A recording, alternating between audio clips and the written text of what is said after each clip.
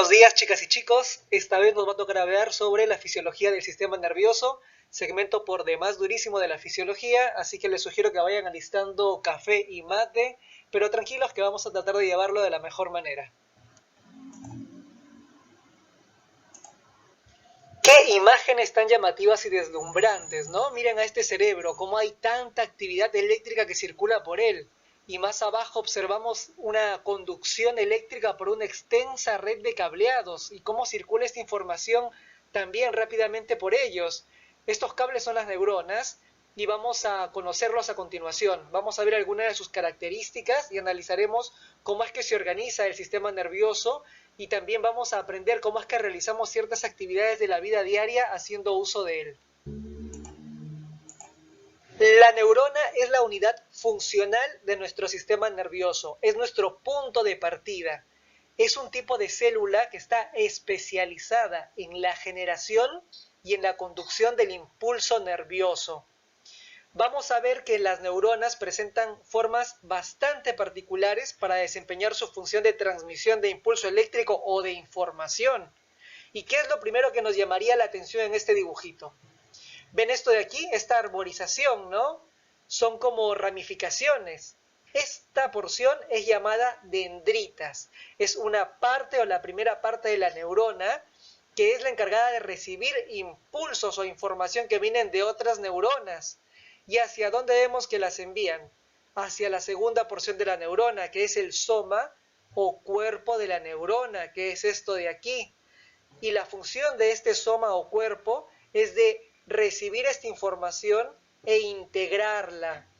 También es un centro metabólico y de síntesis proteica, porque después vamos a ver que participa en la formación ya sea de neurotransmisores o de enzimas que van a ayudar a la formación de estos neurotransmisores. Pero eso lo vamos a ver después. Por lo pronto quedémonos con que reciben la información de las dendritas y las integran. ¿Y hacia dónde las van a redirigir? Hacia el axón. El axón es este cable que vemos aquí, que su función es la de transmitir la señal, es la de llevarla hacia dónde, llevarla hacia la porción final. No solamente van a transmitir este impulso eléctrico, sino también van a ayudar al transporte de neurotransmisores, que después lo vamos a ver. Pero veámoslo así, como un cable que lleva la información desde el soma o cuerpo celular hasta el final, que es el telodendrón. Y miren, aquí hay como unos cuerpos amarillentos, ¿no? Amarillos. Esta es la vaina de mielina. Esto puede o no puede estar, dependiendo del tipo de célula. Sí, entonces, el axón entonces lo único que nos va a hacer es transmitir la información desde el soma hacia el final, o sea, hacia el telodendrón. El telodendrón, ¿qué es? Es el terminal axónico, ¿sí? Es la porción última de esta neurona. Y miren, aquí tiene como pequeñas dilataciones, ¿no? Al final, ¿ven aquí?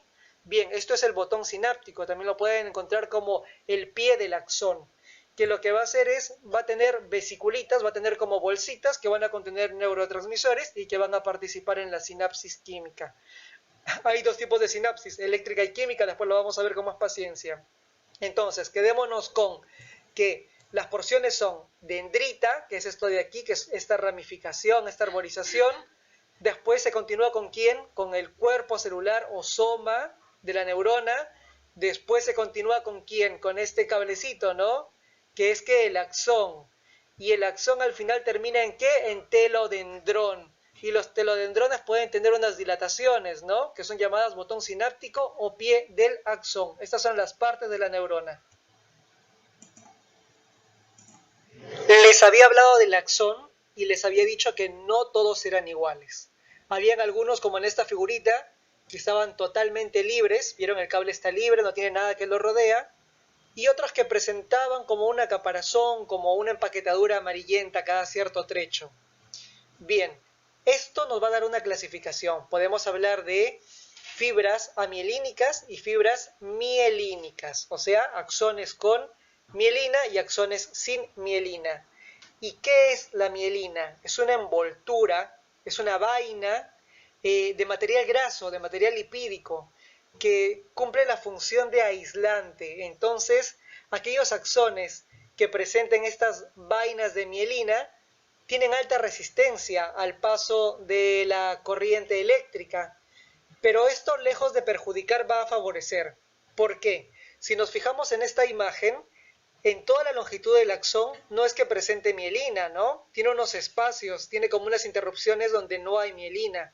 Y a estos intervalos, a estos espacios, los vamos a llamar nódulos de Ranvier.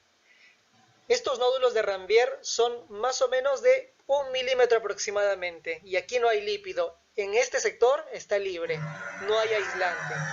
Entonces, ¿qué es lo que hace la corriente eléctrica? La corriente eléctrica va a evitar estas zonas de alta resistencia, pero lejos de bloquearse el impulso, lo que va a hacer la corriente eléctrica es va a decir, bueno, voy a tratar de ir por las zonas de menor resistencia y va a saltar. Va a saltar como este canguro de esta imagen. Entonces la conducción en un axón con vainas de mielina es saltatoria y va saltando de dónde a dónde, de nódulos de Ranvier a nódulos de Ranvier, que son esas zonas que están libres de este aislante.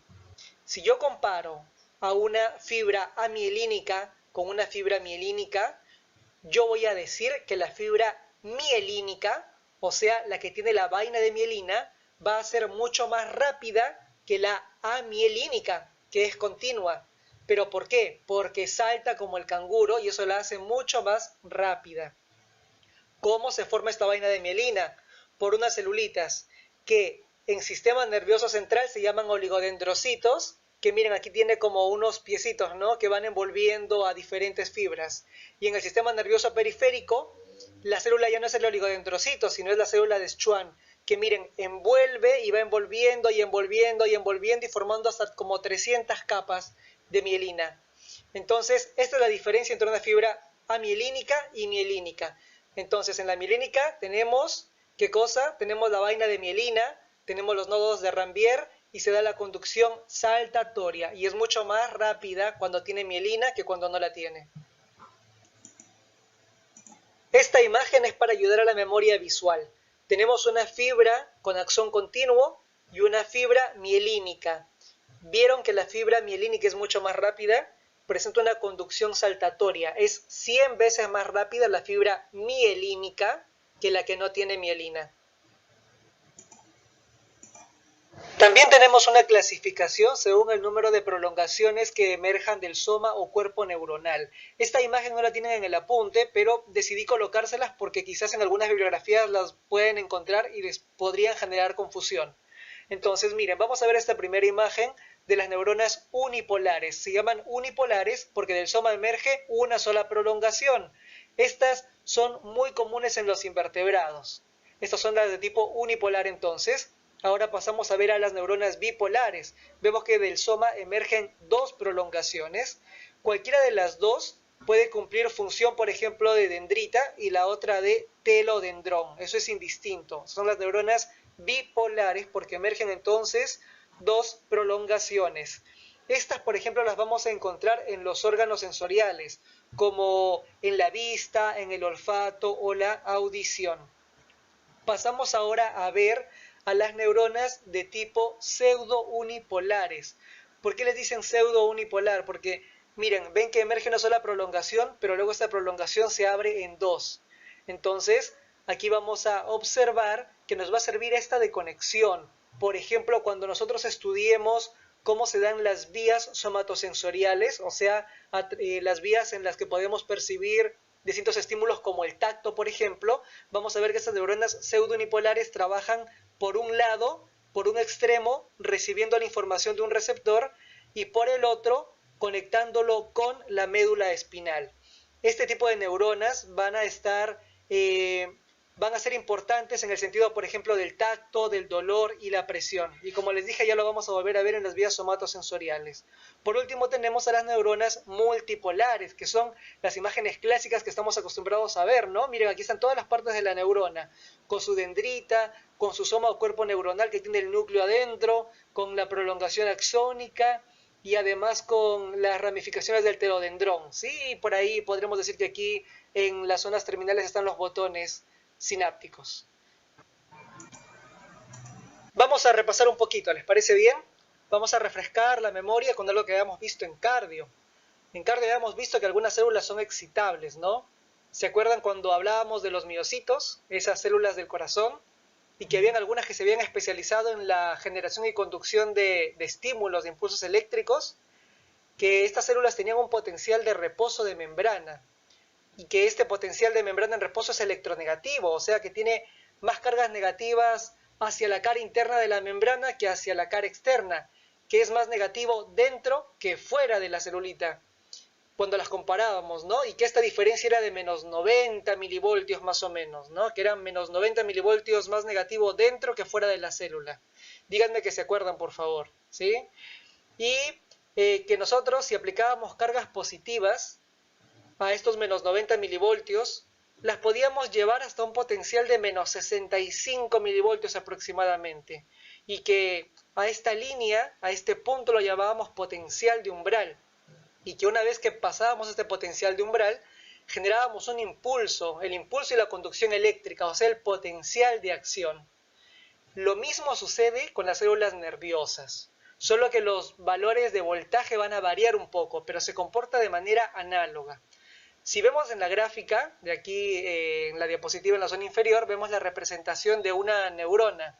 Esta tiene menos 70 milivoltios de potencial de membrana en reposo, a diferencia de la célula cardíaca que tenía, ¿cuánto? Menos 90, ¿no? Entonces aquí vamos a partir de menos 70 milivoltios. A esta celulita nerviosa le vamos a aplicar un voltaje, que es un estímulo. Y miren cómo de un momento a otro se va haciendo positivo. Va ganando cargas positivas y de menos 70 ahora tiene menos 55 milivoltios. Esto es, como dijimos, porque están ingresando cargas positivas para alcanzar el potencial umbral. En este caso el potencial umbral es de menos 55 milivoltios.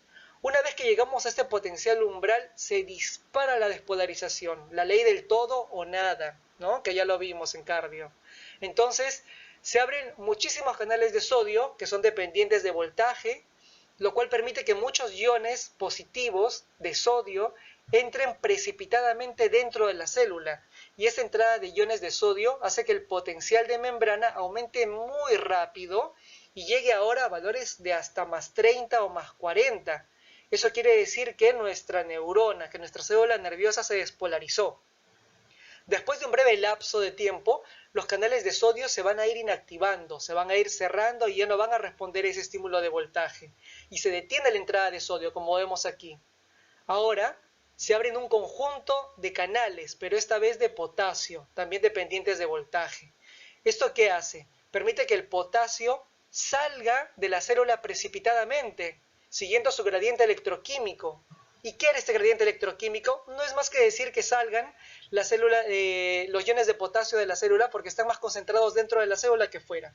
O sea, salen simplemente por una diferencia de concentraciones. Entonces, esta salida de iones potasio, esta salida de cargas positivas, es un evento que hace que disminuya rápidamente el potencial de membrana. Que vieron que está positivo, bueno, ahora va a ir nuevamente a sus valores negativos. Esto es un proceso de repolarización. Bien, en esta gráfica entonces vemos cómo los canales de potasio dependientes de voltaje están permaneciendo abiertos un poco más de lo necesario, ¿no? Miren, ahora nos vamos muy a valores negativos. Esto es un fenómeno, o sea, estábamos en repolarización, pero como se fue mucho más abajo de la línea de reposo, a este pedacito lo vamos a llamar hiperpolarización, en el cual el potencial de membrana por breves instantes se hizo mucho más negativo, o sea que se fue mucho más por debajo de la línea de reposo, de su potencial de reposo. Luego estos canales de potasio se cerrarán y el potencial de membrana se estabiliza y regresa nuevamente a su potencial de reposo, o sea, se va a quedar en menos 70 milivoltios y volvemos nuevamente al inicio. Entonces aquí estamos donde empezamos, en menos 70 milivoltios, que es el potencial de membrana en reposo. Repetimos una vez más el proceso de despolarización y repolarización. Tenemos aquí a la célula que se encuentra inicialmente en reposo con sus menos 70 milivoltios dentro, ¿no? Aquí de verde, ¿vieron? Tiene cargas negativas. De pronto llega un estímulo, en este caso un estímulo eléctrico. ¿Se relaciona con qué? Con la porción de las dendritas, ¿no? El estímulo pasa por las dendritas, luego se dirige hacia el soma y del soma hacia el axón, y aquí vemos cómo se va dando el cambio de cargas. Entonces dijimos que arrancábamos en menos 70 milivoltios, nuestra célula estaba en reposo o polarizada.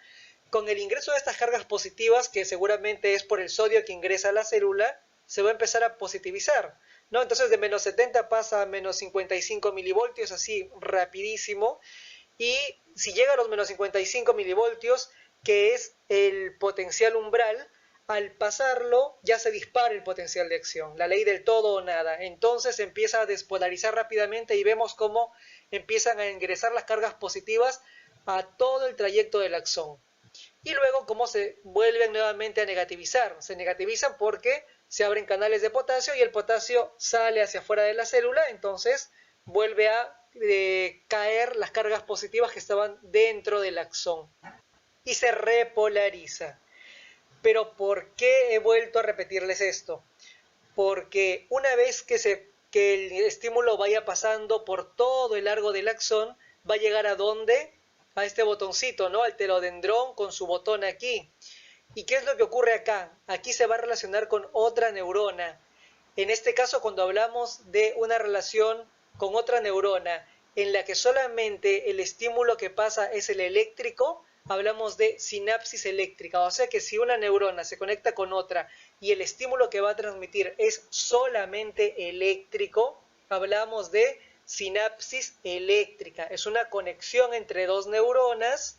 En este caso están transmitiendo información o transmitiendo el impulso eléctrico. Y vemos aquí, en esta otra imagen, cómo tenemos aquí una neurona presináptica en verde, ¿no? Bien, y vemos que se relaciona con una neurona postsináptica en rojo, ¿no? Y entre ellas hay un espacio. Esta es la brecha sináptica o hendidura o espacio sináptico. Pero es muy estrecho, están muy pegaditos. Y además de eso, miren, tienen como un canal que las une. Este canal está formado por proteínas y son las llamadas uniones gap. Entonces, así es como se da una sinapsis eléctrica, la comunicación entre una neurona presináptica con una neurona postsináptica en un espacio muy estrecho, que es el espacio o hendidura sináptica, que es para este caso, para este tipo de transmisión, que es muy angosto, y además se conectan las dos neuronas con estos canales o uniones gap. Bien, eso es una sinapsis eléctrica. Vamos a ver el segundo tipo de comunicación interneuronal, la sinapsis química. No es del todo química solamente, en realidad es electroquímica, porque va a empezar con un estímulo eléctrico y luego va a continuar con la transmisión química. A ver, ¿cómo sería esto? Tenemos aquí a dos neuronas y miren cómo esta neurona número 1 se va despolarizando, ¿no? Va generándose el potencial de acción y la transmisión del impulso eléctrico. ¿Y con quién se relaciona? Con una segunda neurona, ¿no? Miren, aquí está el terminal axónico y se relaciona con las dendritas de la segunda neurona. ¿Se acuerdan que habíamos visto que ese era el sentido de transmisión? Bien, y aquí en cuadradito, ¿qué hay? Se da la sinapsis, ¿no? El proceso de transmisión o de relación entre neurona y neurona. Tenemos por un lado a una neurona presináptica y del otro lado a una neurona postsináptica y entre ellos a un espacio o hendidura sináptica, ¿no? En este caso, a diferencia de la sinapsis eléctrica, la sinapsis química tiene un mayor espacio, una mayor hendidura. Entonces, ¿cómo es que se da? Llega el impulso eléctrico y este impulso eléctrico, ¿qué va a generar? Que se abran unos canales de calcio. Estos canales de calcio van a hacer que ingresen los iones calcio y una vez que ingresan estos iones calcio, van a participar en el transporte y en la fusión de estas bolsitas de aquí. ¿Sí? Estas bolsitas contienen neurotransmisores, que son como órdenes de despertar a quién, a los receptores. ¿A qué receptores? A los receptores de la neurona postsináptica, esta que está más acá. Entonces, ¿qué es lo que van a hacer? El calcio ingresa y facilita el transporte de estas vesículas que están llenas de neurotransmisores. Entonces, hacen que se movilicen hacia aquí, hacia la membrana de la neurona presináptica y hace que se fusionen las paredes de estas bolsitas con las paredes de esta membrana y que se produzca la exocitosis, o sea, la liberación de neurotransmisores a esta hendidura o espacio sináptico. Entonces, esos neurotransmisores que están ahora en esta hendidura se van a relacionar específicamente con los receptores que están aquí en esta membrana postsináptica. Van a hacer que se despierten estos receptores y dependiendo del tipo de receptores que sean receptores excitatorios o inhibitorios, van a producir una determinada función en esta neurona postsinápticas. Habíamos dicho que estos puntitos que estaban dentro de estas bolsas o vesículas eran neurotransmisores. ¿Y de dónde salieron? Bien, los neurotransmisores pueden ser sintetizados en el soma de la neurona y luego transportados por el axón y aquí en estas bolsitas hasta el botón, ¿no? Hasta la terminal axónica. O también desde el soma se producen enzimas, las enzimas viajan y luego ingresan a estas bolsitas y terminan con el proceso de síntesis de neurotransmisores. Bien, recordemos que estos neurotransmisores son los que despiertan a los receptores de la neurona postsináptica. Ahora, si tenemos a todos los neurotransmisores ya liberados, ya exocitados aquí en la hendidura, estos van a estar continuamente estimulando, ¿no? a los receptores postsinápticos. Bien, pero esto no se va a alargar en el tiempo, porque algunos van a tener contacto y van a despertar estos receptores, pero con el tiempo lo que va a suceder es se van a inactivar estos neurotransmisores.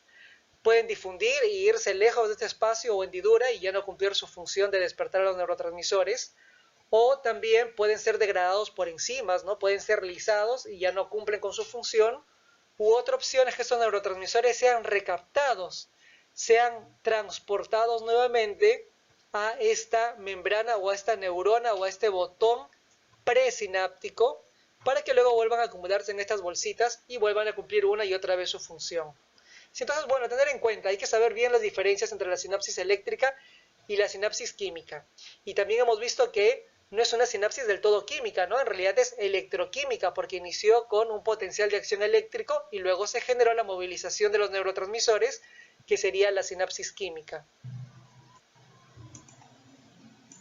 Ya sabemos entonces que hay sinapsis químicas y sinapsis eléctricas. Esta diapositiva es más que todo para cerrar ya con el tema. Es importante que sepan las diferencias entre ambas, ¿sí? Por eso aquí hay un cuadrito que las compara. Estudienlas, por favor, que esto puede ser tomado, ¿no? Sobre todo para saber las diferencias entre una y entre otra y ver si tienen claro por qué son diferentes. Vamos a tocar algunos puntitos de este cuadro. A ver, presencia de neurotransmisores. ¿Quién tiene neurotransmisores? ¿La química o la eléctrica? La química, ¿sí? Y están los neurotransmisores aquí en esta figurita, ¿vieron? Dentro de las vesículas. Y aquí están siendo exocitadas, están siendo liberadas hacia la hendidura sináptica. Bien, siguiente, espacio sináptico. ¿Cuál es más grande y cuál es más chico? Ven en este dibujito claramente que este espacio sináptico es mucho más grande que este. Bien, entonces en la sinapsis química el espacio es mucho mayor, la hendidura es mucho mayor, ¿vieron? De 20 a 40 nanómetros. Mientras que en la eléctrica es muy chiquitito el espacio, ¿no? La hendidura es muy angosta y además porque presentan estos canales, ¿no? Que unen una neurona con otra. Siguiente punto, el retardo de la acción. ¿Cuál es más rápida? Pues va a ser más rápida la sinapsis eléctrica. Porque también miren este espacio, esta hendidura. Es muy angostita, ¿no? Es mucho más rápido que pasen desde esta neurona presináptica a esta neurona postsináptica. Siguiente, presencia de receptores. ¿Dónde hay receptores? ¿En la eléctrica o en la química? Pues en la química, porque los receptores se van a relacionar específicamente con los neurotransmisores. Y si en la química es la única que tiene neurotransmisores, entonces la química es la única que tiene receptores específicos para esos neurotransmisores. La direccionalidad. El estímulo puede ir en un solo sentido o en ambos sentidos. En la sinapsis química va en un solo sentido, ¿no? Miren, de la neurona presináptica a la postsináptica. Mientras que en la eléctrica, como hay estos canales que dejan el libre paso, podrían ser bidireccionales. Puede ser de neurona presináptica a postsináptica o de postsináptica a presináptica. Tengan claro eso, ¿sí? Miren, unidireccional o bidireccional. Bien, así que bueno, repasen este cuadrito, es solamente para ver las diferencias. Hemos hablado que las neuronas son las células del sistema nervioso, son las células especializadas en la transmisión y generación de impulsos, pero no son las únicas células del sistema nervioso, también tenemos a la neuroglía, que otro nombre es célula glial, que también son células especializadas pero en el sostén, pero sostén entre comillas, porque no solamente le dan el sostén al tejido nervioso o a las neuronas, sino que colaboran con ellas para el desarrollo de las mismas, el transporte, el metabolismo y la nutrición, o sea que son muy importantes para las neuronas. Y además son la mayoría de células del sistema nervioso, ya que son de 5 a 10 veces más abundantes que las propias neuronas. Entonces imagínense la importancia de la neuroglía. Y se divide en macroglía y microglía. La macroglía son los astrocitos, oligodendrocitos y células de Schwann. Ya hemos hablado algo de los oligodendrocitos y de las células de Schwann que participaban en la mielinización de los axones, ¿no? De los astrocitos ahora vamos a hablar un poquito más. Y con respecto a la microglía, son celulitas de menor tamaño, se comportan como fagocitos mononucleares, como macrófagos del sistema nervioso central. O sea que están relacionados sobre todo con la defensa inmunitaria. ¿Y qué era la fagocitación? Era el tragar, el devorar distintos tipos de compuestos que podían causar daño al sistema nervioso. Células lesionadas y muertas, residuos, virus, bacterias. Entonces, al fagocitarlo, al tragarlo, lo que hacen es disminuyen el riesgo de que se altere el funcionamiento del sistema nervioso. Entonces, dijimos que las microglías se comportaban como macrófagos del sistema nervioso, ¿no? O sea, eran parte del sistema inmune. Ahora, con respecto a la macroglía, dijimos que íbamos a ampliar un poquito más. A ver, tenemos células como los astrocitos, que son estas células de aquí, que miren, tienen una forma estrellada. Y ven que de ellos salen prolongaciones en formas de pies, que son estos de aquí, que son los pies astrocíticos. Estos participan o tienen dos funciones principales. Una de ellas es que forman parte de la barrera hematoencefálica. ¿Y qué es esto? Como su nombre lo indica, es una barrera, ¿no? Impiden el paso libre de sustancias. ¿Entre qué? Entre la sangre y el encéfalo, el tejido del cerebro. Entonces, si vemos en esta imagen, ¿qué es lo que vemos? Vemos el vaso sanguíneo, o sea, un capilar con su respectivo endotelio, que es este de aquí. Aquí faltan unas celulitas que son los pericitos, que le dan soporte a este endotelio. Y además, miren, hay estas prolongaciones, estos pies de los astrocitos, que son los pies astrocíticos. Entonces, se forma toda una pared, ¿no? Toda una barrera que impide el libre acceso de sustancias que pasen por la sangre y para que no ingresen tan fácilmente al tejido cerebral. Entonces, ¿qué cosas sí pueden pasar? Oxígeno, CO2, esas cosas sí pueden pasar. Pero ¿qué cosas no podrían pasar? Sustancias tóxicas quizás, ¿no? Entonces, es un tipo de filtro entre el sistema sanguíneo y el nervioso, ¿sí? Ahora, también otra función del astrocito es, miren cómo aquí se está relacionando con un axón mielínico, ¿no? Lo que hacen es encapsulan también a las sinapsis químicas, ojo, ¿se acuerdan? Las químicas eran las que tenían neurotransmisores, ¿no? ¿Y para qué encapsulan las sinapsis químicas? Para tener un mejor control de neurotransmisores, ¿sí? Ellos podrían eliminar el exceso de neurotransmisores, por ejemplo. Entonces, a grandes rasgos, esas son las funciones de los astrocitos. Y bueno, nuevamente, los oligodendrocitos que ya los conocemos, que son los responsables de la producción de la mielina en axones del sistema nervioso central. Miren cómo actúan. Emiten como lenguas, ¿no? Como lenguas que rodean al axón. Y es así como esas lenguas se enrollan y empiezan a generar, en este caso, la vaina de mielina. El otro tipo de células productoras de mielina eran las células de Schwann, y miren cómo actúan. Ellas actúan primero a nivel del sistema nervioso periférico, no central. Oligodendrocitos, el sistema nervioso central. Células de Schwann, el sistema nervioso periférico. ¿Y cómo es que actúan? Envuelven totalmente al axón y van girando sobre él y van generando capas de mielina. Vieron que ambas tienen la misma función, pero producen la mielina de forma distinta, ¿no? El oligodendrocito a través de prolongaciones en forma de lengua y la célula de Schwann que envuelve directamente y va girando sobre el axón. El sistema nervioso es el sistema más complejo y sofisticado con el que cuenta nuestro organismo. ¿Y por qué creen que es eso? Por su función, por su importante misión, que es la de dirigir, supervisar, coordinar y controlar absolutamente todas, pero todas las funciones y actividades de nuestro cuerpo.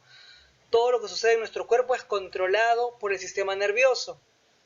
Entonces, imagínense lo complejo que es poder abordar este tema, dado que el sistema nervioso es tan amplio, tiene muchas clasificaciones, divisiones, subdivisiones, interconexiones con otros sistemas, como por ejemplo con el sistema endocrino, que después van a ver que se superponen algunas funciones, pero quiero que se queden con la idea de que el sistema nervioso es el rector y coordinador principal de todas las actividades, sean conscientes o inconscientes de nuestro organismo.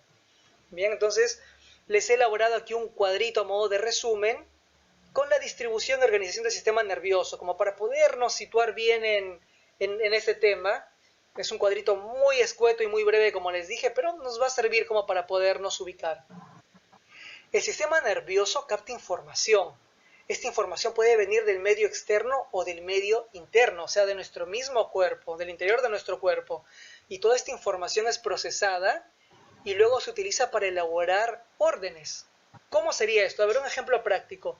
Estoy por la calle y veo una grieta. Obviamente, si piso en la grieta, hay altas chances de que me tropiece y me caiga, ¿no?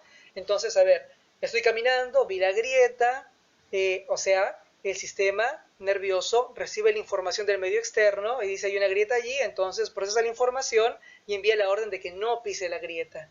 Entonces, está recibiendo información del medio externo. Bien, ahora, ¿qué pasaría, por ejemplo, si estoy parado durante mucho tiempo con una posición incómoda? Entonces, ¿qué es lo que sucede? Llega información de que hay, por ejemplo, mucha presión en mi planta de mi pie izquierdo porque estoy ejerciendo mucha presión, estoy en una posición incómoda y automáticamente, inconscientemente quizá, voy a cambiar de posición. Esta información fue recibida desde el medio interno, fue recibida por la presión que ejercía el suelo contra mi planta, contra la planta de mi pie. Entonces imagínense, el sistema nervioso está captando información tanto de afuera como de dentro de mi cuerpo. Bien, vamos a ver ahora el cuadrito. Tenemos aquí al sistema nervioso, vemos que se divide en dos, ¿no? Sistema nervioso central y sistema nervioso periférico. El sistema nervioso central, quiero que piensen como su nombre lo indica, central, en un centro integrador de la información, de un centro que recibe la información y la procesa, ¿sí? Eso es el sistema nervioso central.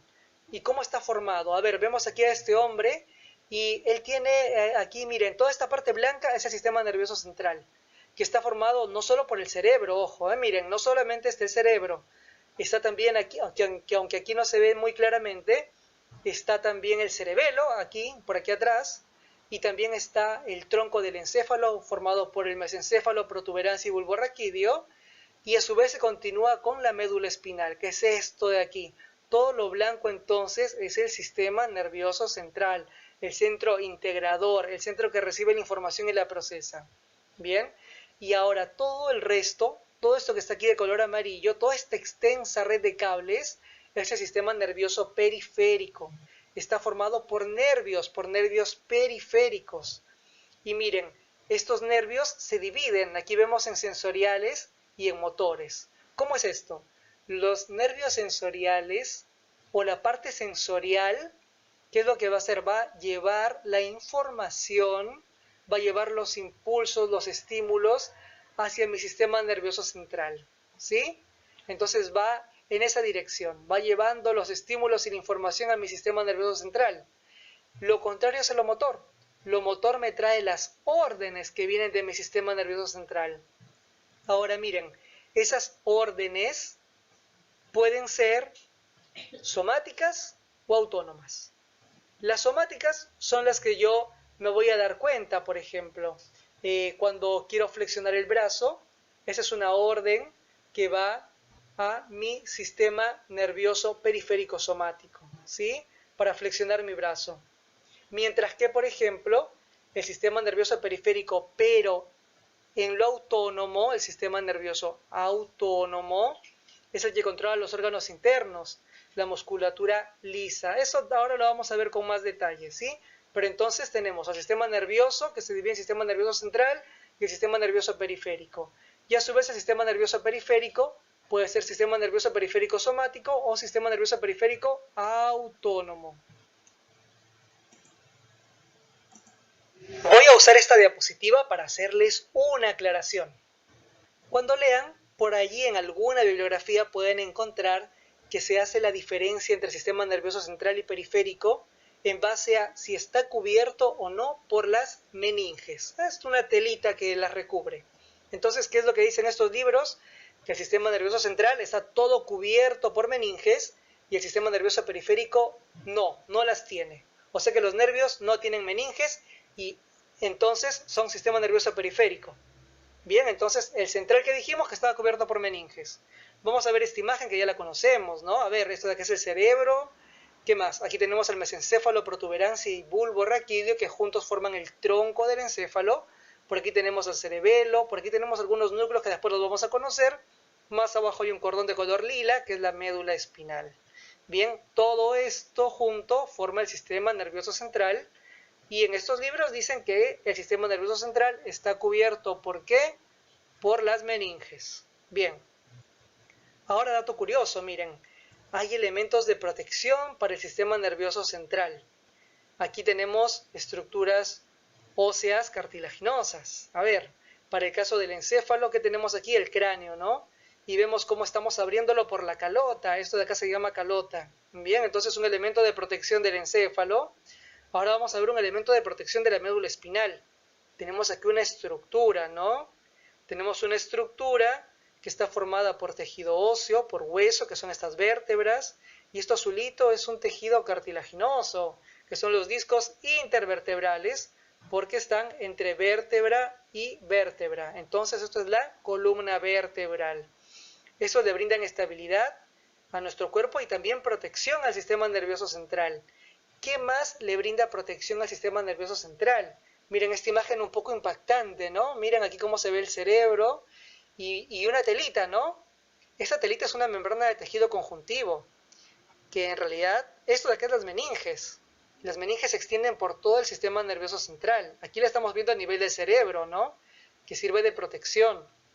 Esta telita llamada meninges está formada por 3 capas. Por la capa de la dura madre, la capa aracnoides y la capa pia madre, ¿no? Entonces la pia madre es la que está más en contacto con el cerebro y la dura madre la que está más en contacto con la calota, ¿no? Aquí, con esto, con el tejido óseo. Bien, entonces esas 3 capitas de tejido conjuntivo forman esta tela que es la meninges, que le brinda protección al cerebro. ¿Sí? Y también a la médula espinal, miren, más abajo, esto de aquí es la médula espinal. Y vemos cómo está cubierta por esta misma telita, ¿cierto? Por las meninges. Entonces, hasta acá, miren, hasta este punto de aquí el sistema nervioso central. Y esto que está saliendo afuera ya es un nervio, eso es el sistema nervioso periférico. Aquí hay un corte transversal, un corte horizontal a la médula espinal. Estamos viendo la médula espinal desde arriba. ¿Y qué es lo que estamos viendo? A ver, esto de verde sería esa bolsita que le envuelve, esa telita que le envuelve la meninges. Y aquí también hay un líquido, ¿no? Este líquido es líquido cefalorraquídeo, que también le brinda cierta protección a la médula espinal. Este líquido cefalorraquídeo también está aquí, a nivel del cerebro, ¿sí? Aquí rodeando al cerebro, pasa por entre estas telitas de las meninges, ¿sí? Pasa entre la pia madre y la aracnoides, ¿sí? Entonces, estos son los elementos de protección. Era solamente para hacer la declaración sobre las meninges y sobre esa clasificación que le dan del sistema nervioso central y periférico, y también para ver un poquito de anatomía, porque esto nos va a ayudar para después, para poder entender algunas cositas después.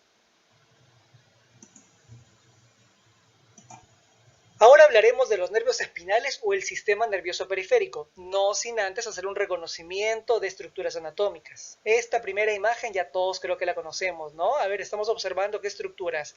El cráneo, y el cráneo que se relaciona con ¿qué? Con esta columna, ¿no? Con la columna vertebral, que es una estructura osteofibrocartilaginosa, que está formada por vértebras que están articuladas unas sobre otras. Vamos a ser reiterativos con esta imagen. Vamos a ver esta de aquí.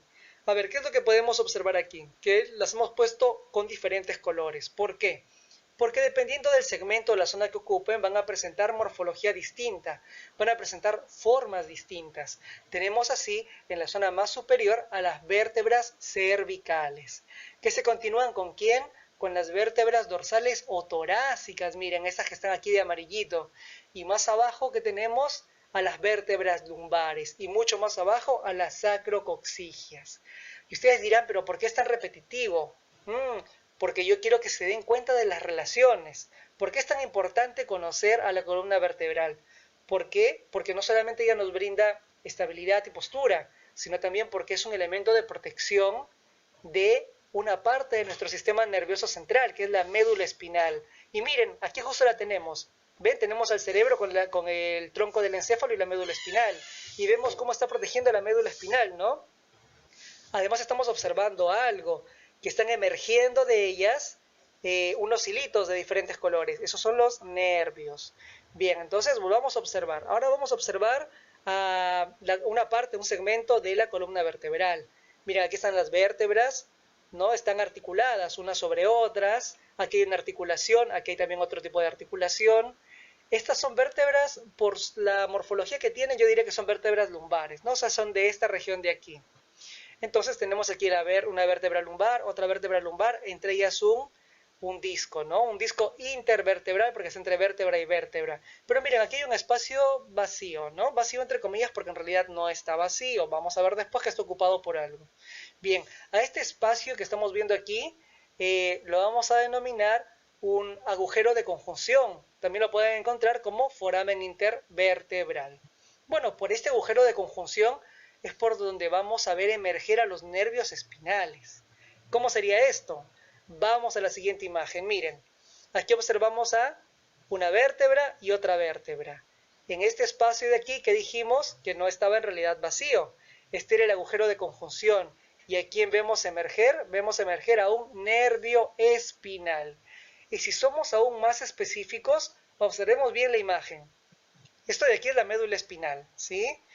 De esta médula espinal vemos que hay dos raíces, una raíz anterior y una raíz posterior. Estas dos raíces anteriores y posteriores se unen para formar al nervio espinal. Y les voy a dar un dato más.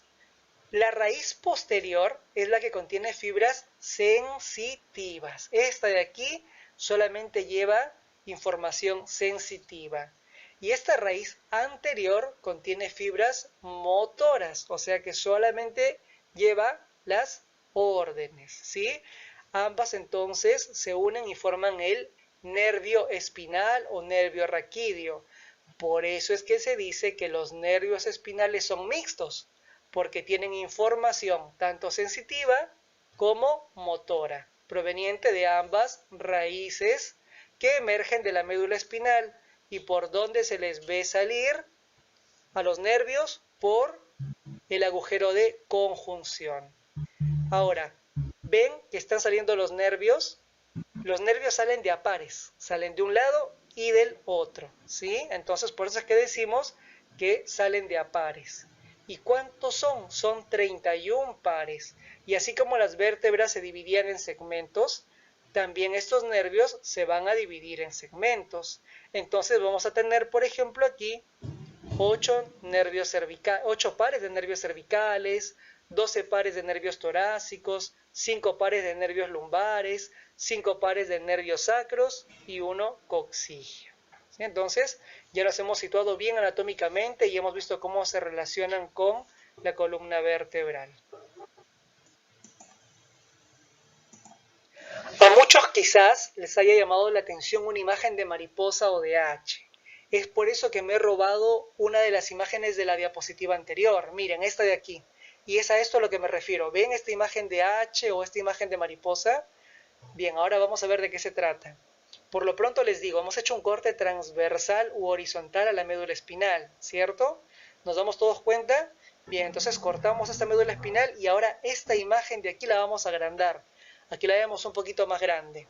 Y vemos que hay dos tonalidades, ¿no? Esta zona más oscurita, que tiene forma de H o forma de mariposa, y esta zona más clara. Bien, a esta forma de H la vamos a llamar la sustancia gris de la médula espinal. ¿Y qué es lo que va a contener? Aquí adentro van a estar los somas o cuerpos de las neuronas. Y se va a dividir en 3 regiones de esta sustancia gris. En un asta anterior o asta ventral, que es esta de aquí, en un asta lateral, que es esta de aquí, y en un asta dorsal, que es esta de aquí. Ahora, alrededor de la sustancia gris, todo esto de aquí es la sustancia blanca. La sustancia blanca rodea a la sustancia gris. Y la sustancia blanca está formada por los axones mielinizados. Entonces, ¿qué es lo que tengo aquí? Aquí tengo los somas o cuerpos neuronales. ¿Y qué es lo que tengo aquí? A los axones mielinizados. Bien, sustancia gris, sustancia blanca. En la siguiente imagen vamos a ver algo de lo que ya les había hablado en la anterior diapositiva. Ven, aquí está la raíz anterior. Y miren, aquí está el asta ventral, ¿no? El asta ventral anterior. ¿Y qué es lo que estamos viendo? Que la información sale de aquí hacia el nervio. ¿Vieron? Está saliendo la información. Cuando sale la información es una eferencia, con E de elefante. Eferencia. Bien, aquí la información sale por la raíz motora o por la raíz anterior, que se relaciona aquí con ¿qué? Con el asta ventral. Caso contrario, estamos viendo aquí a la raíz dorsal, ¿no? Pero vemos que aquí la información no sale, la información está entrando a la médula espinal. ¿Y con qué se está relacionando? Con el asta dorsal. Bien, ese es el asta dorsal, esa es la raíz dorsal y la información está ingresando a la médula espinal.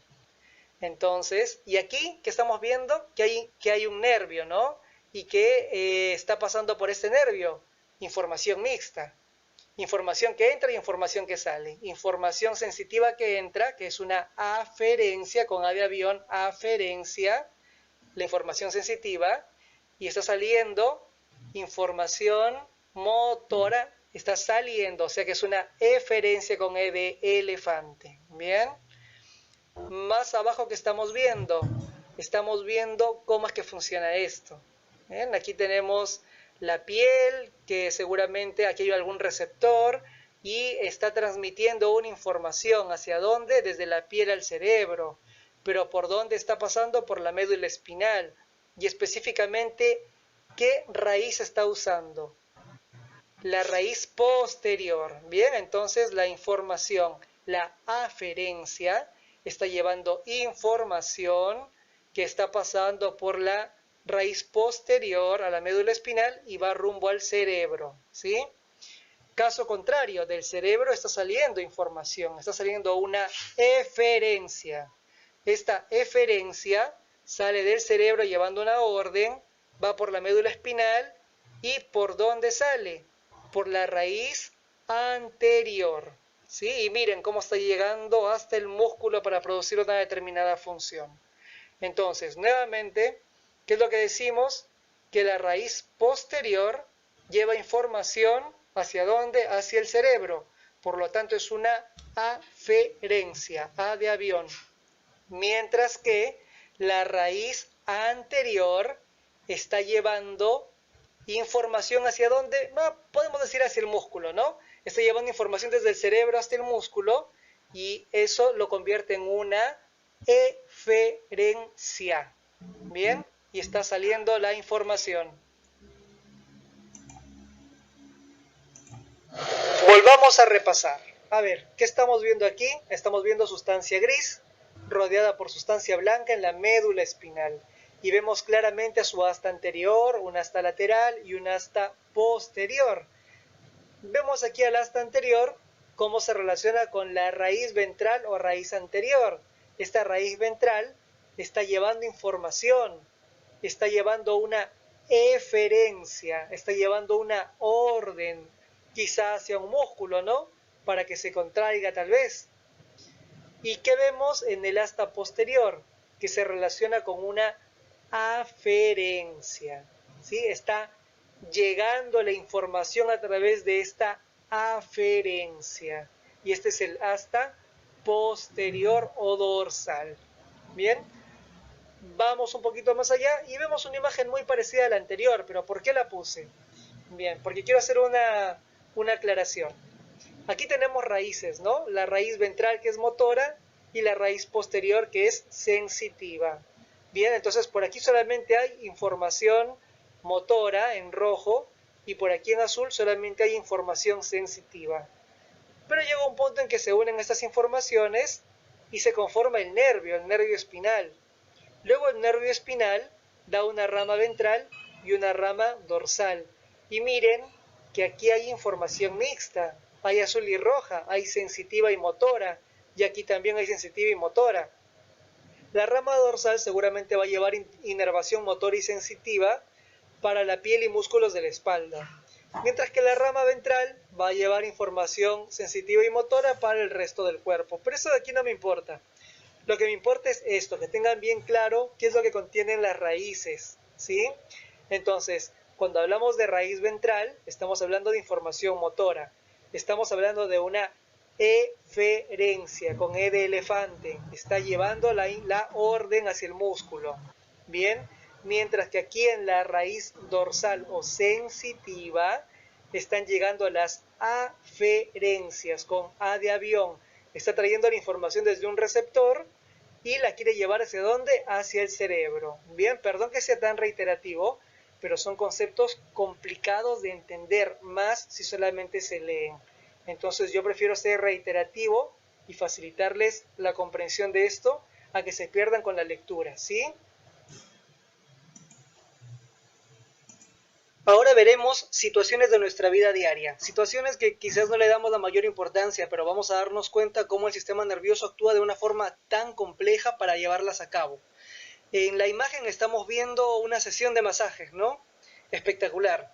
Pero, ¿qué es lo que sucede?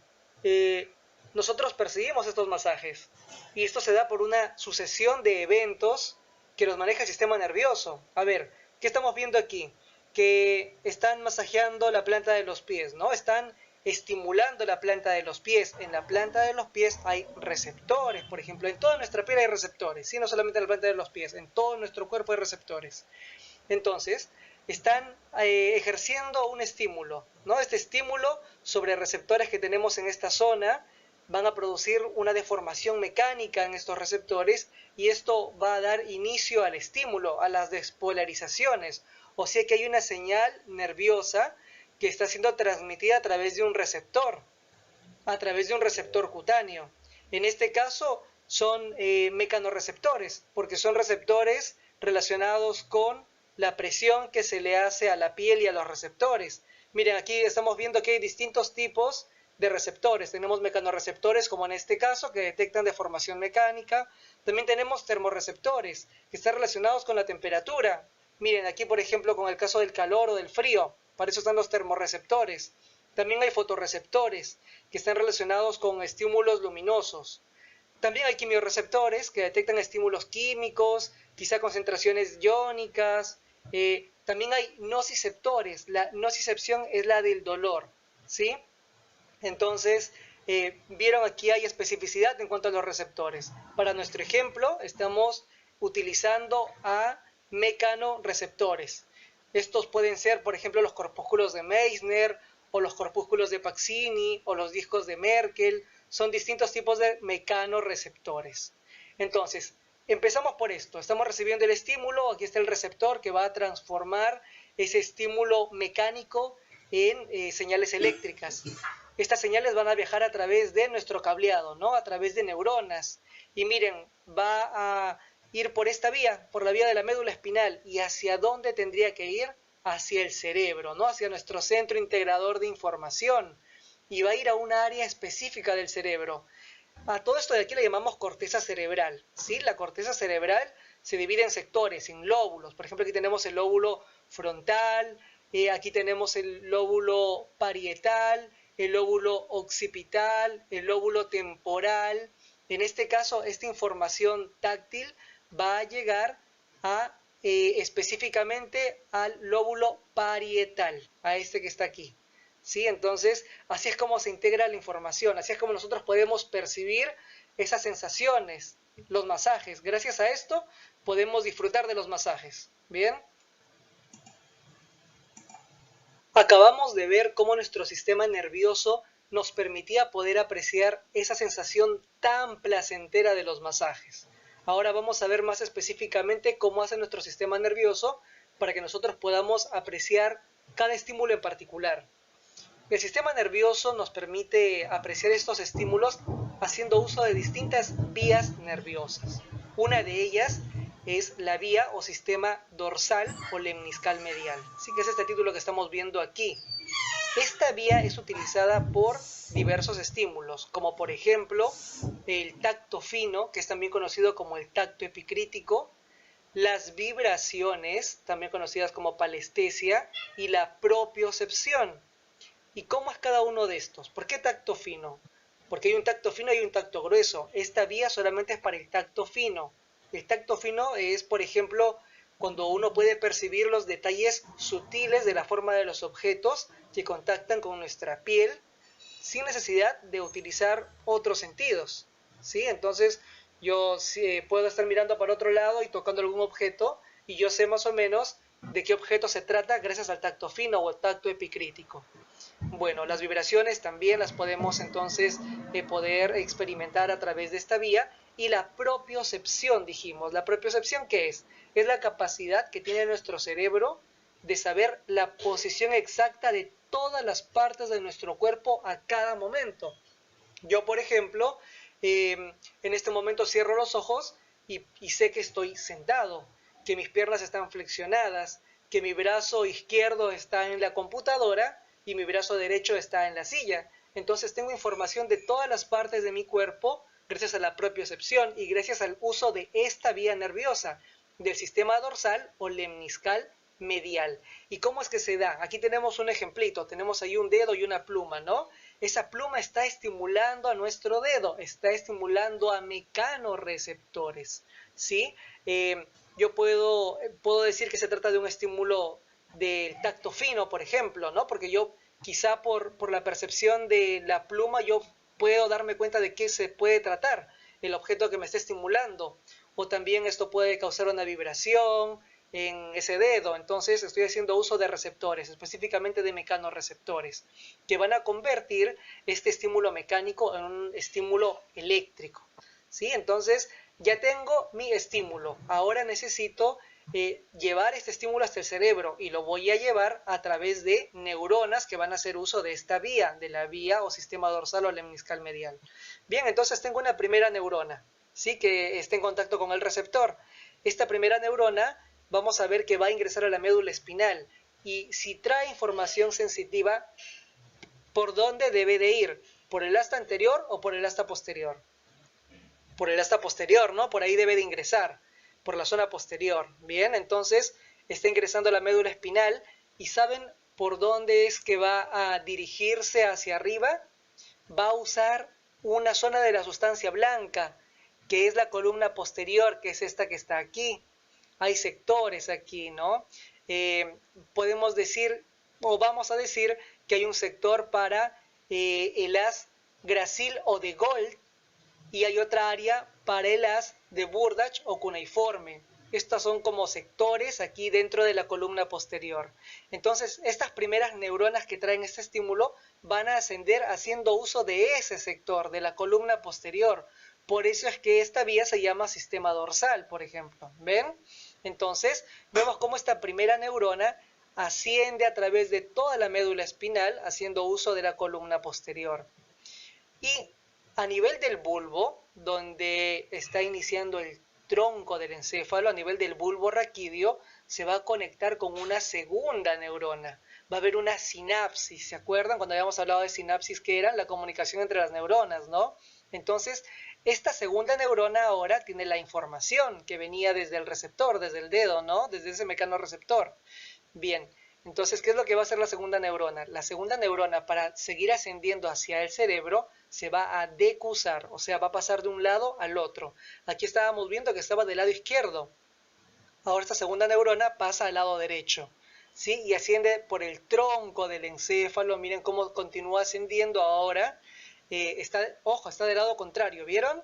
Bien, está ascendiendo entonces del lado derecho, perdón, del lado izquierdo y asciende hasta el tálamo. Esta estructura de aquí es el tálamo. Y aquí dice ventroposterolateral, es un núcleo del tálamo, es un área específica del tálamo, el núcleo ventroposterolateral. Bien, aquí se va a encontrar con una tercera neurona, a la cual le va a transferir la información. Esta tercera neurona va a continuar ascendiendo y va a ir hacia la corteza cerebral, ¿sí? Hacia un lóbulo específico del cerebro, hacia el lóbulo parietal, hacia unas áreas del cerebro que se denominan áreas 3, 1 y 2. Sí que es un área específica en la recepción de estos estímulos sensitivos. Entonces, así es como se completa la vía. ¿Vieron? Desde el receptor hasta las áreas 3, 1 y 2 del cerebro. Y quiero que tengan en cuenta algunas cositas. Primero, que se utilizó aquí a un mecanorreceptor. Segundo, miren los estímulos o qué es lo que puedo percibir a través de esta vía, ¿no? Del tacto fino o epicrítico, vibraciones y propiocepción. Tercero, quiero que sepan qué área es la que están utilizando para poder ascender por la médula espinal. La columna posterior, o sea, los haces Gracil o de Gold y cuneiforme o de Burdach. Y cuarto, quiero que sepan a qué áreas del cerebro están llegando. A las áreas 3, 1 y 2, que forman parte del lóbulo parietal. Entonces, así completamos la vía o sistema dorsal o lemniscal medial. Vamos con la segunda vía para los estímulos somatosensoriales, la del sistema del cordón anterolateral. Recuerden que el anterior fue el sistema del cordón posterior. Este es el sistema del cordón anterolateral. ¿Y qué información me permite llevar al cerebro? La del tacto grueso o protopático, la del picórico cosquilleo y la de la termoalgesia. Termo, temperatura, sea calor o sea frío, y algesia, dolor. Esta es la información que me permite llevar al cerebro. Tengan mucho cuidado, no se confundan con la anterior vía, que era la del tacto fino o epicrítico. Esta es la del tacto grueso o protopático. Este tipo de tacto no me permite diferenciar las texturas, se me haría muy dificultoso poder saber de qué objeto se trata al tocarlo, ¿sí? Entonces, ¿cómo es que se da esta vía? A ver, vamos a colocar aquí un ejemplito. Tenemos una mano cerca del fuego, ¿no? Esto le puede estar generando cierto dolor. Entonces, ¿qué tipo de receptor va a ser estimulado? Un nociceptor, un receptor del dolor, ¿sí? Entonces, va a transformar esta información dolorosa en un estímulo eléctrico. Bien, entonces va a comunicarse ¿con quién? Con neuronas, ¿sí? Van a ser varias neuronas que van a llevar la información hasta el cerebro, como en la vía anterior. Tenemos una primera neurona, que es esta de aquí en rojo. Esta va a recibir la transformación, el estímulo eléctrico, va a llegar a la médula espinal, va a ascender más o menos unos 2 segmentos medulares y luego va a ingresar por el asta posterior. Bien, dijimos siempre la información sensitiva ingresa por las astas posteriores de la médula espinal. Entonces ingresa esta primera neurona y miren, aquí va a contactar con una segunda neurona. Aquí, ni bien avanzó en la médula espinal. A diferencia de la anterior vía era una sola neurona que se iba de largo hasta el bulbo raquídeo y en el bulbo era que hacía la sinapsis con la segunda neurona. No, en este sistema, miren, ni bien ingresa, asciende 2 segmentos medulares y se contacta con la segunda neurona. Y es esta segunda neurona la que se va a decusar, la que va a pasar de un lado al otro. Aquí está del lado derecho, se decusa la segunda neurona hacia el lado izquierdo. Y miren dónde se ubica. No se va al cordón posterior, no. A diferencia de la otra vía, esta se va al cordón anterior y lateral. Vieron que está hacia anterior y hacia lateral, por eso se llama el cordón anterolateral. Y esa segunda neurona asciende por toda la médula espinal, atraviesa el tronco del encéfalo y se va hasta el tálamo, a los mismos núcleos de la otra vía, a los núcleos ventroposterolaterales. Y aquí es donde va a hacer sinapsis o se va a conectar con una tercera neurona, ¿sí? Y esta tercera neurona va hacia un área específica del cerebro, ¿no? A esta área ya la conocemos, el área 3, 1 y 2 del lóbulo parietal del cerebro, ¿sí? Entonces, vieron que son muy parecidas las dos vías, salvo en la conexión entre la primera y la segunda neurona, y también en el tipo de información que van a llevar, ¿sí? Esto es muy preguntado, o sea, el tipo de información que lleva cada vía, eso se los podría preguntar, ¿sí? Entonces ténganlo en cuenta. Antes de continuar, quiero dejar claro un concepto importantísimo. Todos los estímulos somatosensoriales que yo perciba con la parte izquierda de mi cuerpo van a ir a la corteza cerebral del lado derecho, ¿sí? Por las decusaciones que hemos visto que se daban en ambas vías.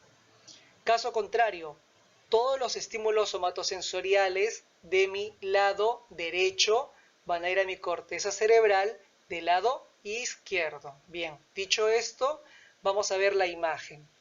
En la imagen tengo pintado de azul al área somatosensitiva primaria, a las áreas 3, 1 y 2. Esto corresponde al lóbulo parietal de mi cerebro. Entonces, ¿qué es lo que voy a hacer? Quiero hacerle un corte allí mismo, justo un corte coronal que pase por allí. Entonces, hago un corte de ese cerebro y ahora lo voy a mirar de frente. Estoy viendo a ese lóbulo parietal, a esa área somatosensitiva primaria 3, 1 y 2 de frente. En el apunte ustedes tienen justo un dibujito bastante particular de esa área. Esto es el homúnculo de Penfield. Ahora les voy a explicar qué es. Pero miren, si observamos esta imagen un poquito grotesca de un hombre, vemos diferentes partes del cuerpo, ¿no? Vemos aquí el pie, vemos aquí por ejemplo a los labios, vemos aquí a la lengua. Estas son las distintas partes de la corteza dentro del área somatosensitiva a las que les va a llegar los estímulos. Por ejemplo, aquí están llegando los estímulos de los labios, aquí están llegando los estímulos del dedo medio, por ejemplo. Entonces ocupan un lugar específico dentro de la corteza. ¿Y por qué estas formas tan extrañas del cuerpo humano? Bien, más o menos en los años 40 y 50 hubo un investigador, Penfield, que él lo que hacía era estimulaba a través de corrientes eléctricas débiles ciertas partes de la corteza cerebral. ¿Sí? Por ejemplo, aquí para la corteza sensorial, él agarraba y colocaba le daba pequeños estímulos eléctricos y las personas podían sentir hormigueos en distintas partes del cuerpo. Por ejemplo, si le daba corriente eléctrica a este nivel, sentía un hormigueo en los labios, ¿sí? Si le daba corriente eléctrica a este nivel, sentía un cosquilleo en la lengua. Entonces, de esta forma es como él se da cuenta de que cada sector le correspondía la llegada de determinados estímulos de todas partes del cuerpo. Pero ¿por qué esta imagen tan grotesca? Porque aquí, por ejemplo, miren, aquí hicimos la reconstrucción de este hombrecillo, de este homúnculo. Y vemos que tiene las manos gigantes, la lengua gigante, enorme, los labios gigantes. ¿Por qué? Porque, por ejemplo, los labios, las manos, reciben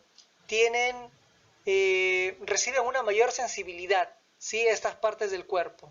Lo mismo pasa con las áreas motoras. Si vemos un homúnculo motor, porque ese es un homúnculo sensitivo, el homúnculo motor es bastante parecido, y es porque justo en estos sectores del cuerpo es donde hay mayor complejidad de movimientos para el caso motor, y para el caso sensitivo hay mayor sensibilidad. Sí, por eso es que tenemos mayor sensibilidad, por ejemplo, en la lengua y en los labios en comparación a la espalda o al antebrazo, ¿sí? Por eso el tamaño tan distinto de las partes del cuerpo. Ahora de lo sensitivo pasamos a lo motor. Nos vamos a dar cuenta de que el sentido ahora va a cambiar, el sentido del impulso eléctrico. Ya no va a ir de una forma aferente desde la periferia hacia el cerebro, sino va a ir de una forma eferente, de arriba hacia abajo, desde el cerebro hasta el músculo, que sería el efector, el que va a cumplir la función. Entonces, partimos desde el cerebro. Habíamos visto en lo sensitivo que habían ciertas áreas que estaban relacionadas con esta función, ¿no? Con la área 3, 1 y 2, que pertenecía al lóbulo parietal para el caso de lo somatosensorial. En este caso, para lo motor, vamos a hablar de la corteza frontal. Miren, está aquí justo pegado, pero un poquito más adelante. Este lóbulo ya no es el lóbulo parietal, es el lóbulo frontal. Y a este segmento de aquí le vamos a dar otro numerito. Va a ser ahora el área 4, que es el área de la corteza motora. También hay un área 6 que es de la corteza premotora, pero yo prefiero que se queden solamente con el área 4, ¿sí? Entonces desde aquí va a partir la orden para realizar un determinado movimiento, por ejemplo, una contracción quizá de un músculo bíceps. Entonces, a este sistema lo vamos a llamar, hay muchos sistemas, pero yo solamente me voy a quedar con uno, con el principal, digámoslo así, con la vía córtico-espinal, o sea, corteza espinal, corteza medular, es lo mismo, ¿sí? O sea que va a partir el estímulo desde el cerebro y va a ir por la médula espinal, por eso se llama vía córtico-espinal. espinal. Y está formada, miren aquí, por dos neuronas. Una neurona motora superior, que es esta aquí de verde, y una neurona motora inferior, que es esta aquí de celeste. Después vamos a aprender que a esta se llama motoneurona alfa, ¿sí? Para esta vía córtico-espinal. Ahora analizaremos a la vía córtico-espinal. Córtico, estamos hablando de que están partiendo desde la corteza, desde un área específica, desde el área 4, el área motora que se encuentra en el lóbulo frontal. Estamos viendo aquí cómo las neuronas motoras superiores están descendiendo. Estas neuronas motoras superiores van a dividirse. La mayoría de neuronas motoras superiores, más o menos el 85%, se van a decusar, o sea que van a ir al lado contralateral para ingresar a la médula espinal. Mientras que el otro 15% va a continuar de manera directa. ¿Ven aquí? La mayoría entonces están decusando. Una vez que llegan a la médula espinal, van a utilizar distintas áreas, ¿no? Para poder transcurrir por ellas. Por ejemplo, aquellas que han seguido la vía córtico-espinal cruzada, o sea que se han decusado, van a utilizar un área denominada posterolateral, un tracto posterolateral, que es este de aquí.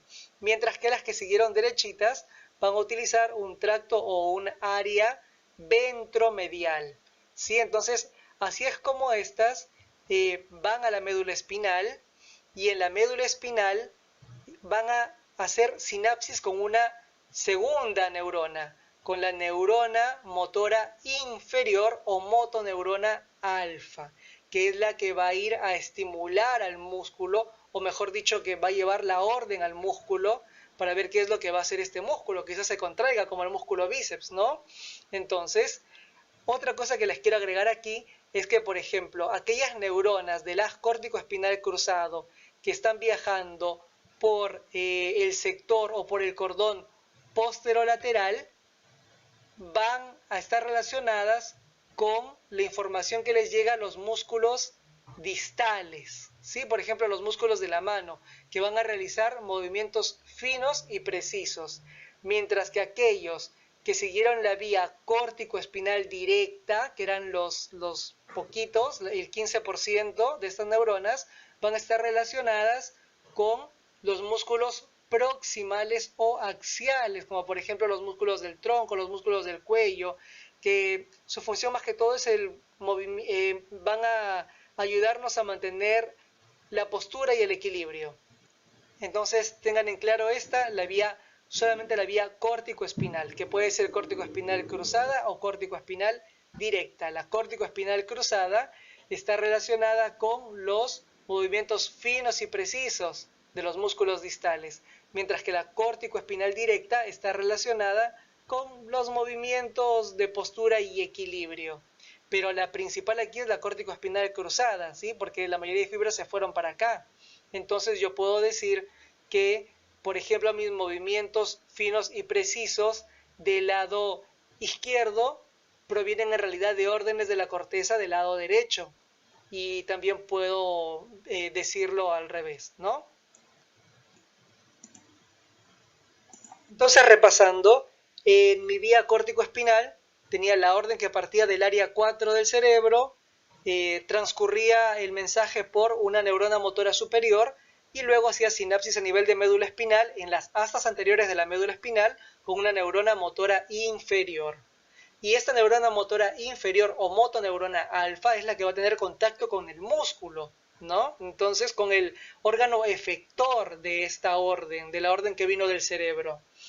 Esto me va a servir para explicarles qué es una unidad motora. Una unidad motora es un sistema formado por una neurona motora, o sea, por una motoneurona alfa, y las fibras musculares que ésta inerve, ¿sí? Porque no es que una neurona motora específicamente inerve una sola fibra muscular, puede inervar a 3 o a cientos de fibras musculares, ¿sí? Entonces, la unidad motora es la unidad básica de contracción del músculo esquelético. Ahora, les había dicho que esta neurona motora podía inervar a una sola fibra muscular o a cientos de ellas. Eso va a depender de la precisión que yo requiera. Por ejemplo, En el ojo humano hay una fibra nerviosa por cada fibra muscular, porque es muy precisa la función que yo quiero desempeñar.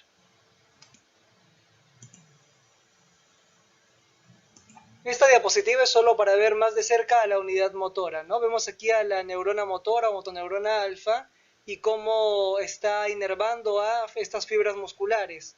También podemos observar aquí la unión neuromuscular, ¿no? Neuro por neurona. En este caso estamos observando a los botones terminales del axón, cómo tiene contacto con la placa motora de la fibra muscular. Así es como se produce el mecanismo, por ejemplo, de contracción muscular. A continuación vamos a abordar algunos conceptos que nos quedaron pendientes y que son importantes.